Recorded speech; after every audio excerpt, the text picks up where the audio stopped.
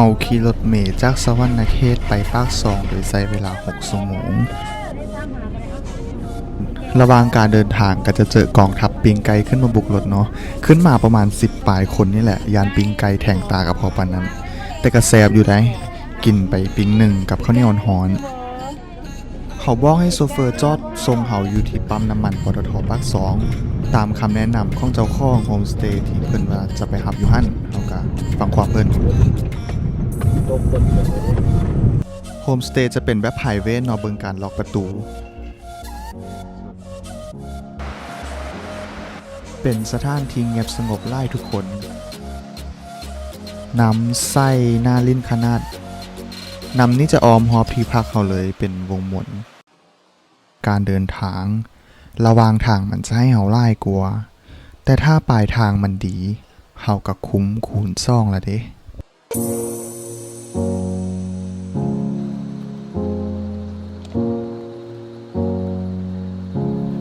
ตอนทำอิฐคือว่าจิมีแต่เขา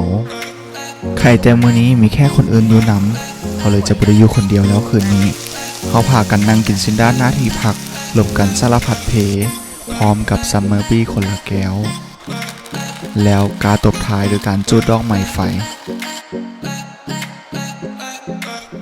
บรรยากาศตอนเช้าบ่แพ้ตอนกลางคืนเลยเขาตื่นมาย่างหล่อถ่ายโฮมนิดนึงแล้วก็กินกาแฟข้าวเจ้าเห็ดเค้กไม้สิบพร้อม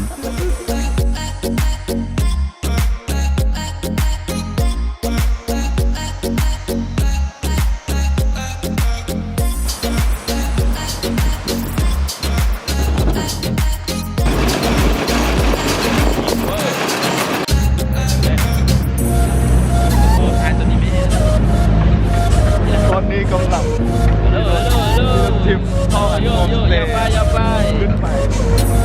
เมื่อคืนนี้ตอนดึกๆมีแค่กลุ่มหนึ่งมาฮอตเขาเจ้านอนคนละฝากกับเฮาเลยบ่ได้ลมกันแต่ตอนเช้ามาเฮาได้ลมเขาเจ้าหน่อยนึงแล้วเขาเจ้าพอดีส่วนพาไปเที่ยวเขาก็เลยไป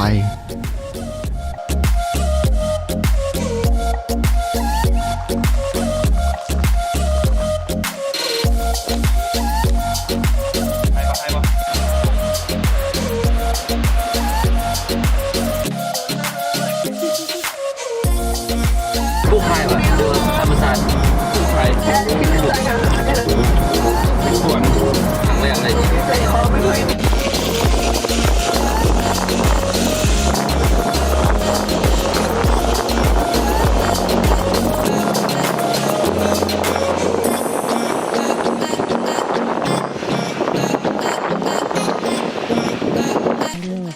กาแฟนี่เขาเก็บได้ทุกมือว่ะกาแฟนี่ก็เก็บเป็นยามเก็บเป็นงามได้3-4 งวดแล้วอันนี้มันงวดเลยสุดท้ายงวดสุดท้ายที่4ที่5นี่แหละเขากินตลอดเคยจับมากอันนี้มันจะเชื่อว้าวเขาเก็บได้ไล่บ่ได้ไล่ออกเป็น2-3 ต้นคนไล่2-3 ต้นไทยพุดมาเลยไออันนี้ก็มี2-3 ต้นต่อปีว่ะหรือเปล่าอะไรต่อมือด้วยสุดยอดเลยเนี่ยนอกก็รักตัวนะตัวโอ้พวกกาแฟเนาะนี่เนาะ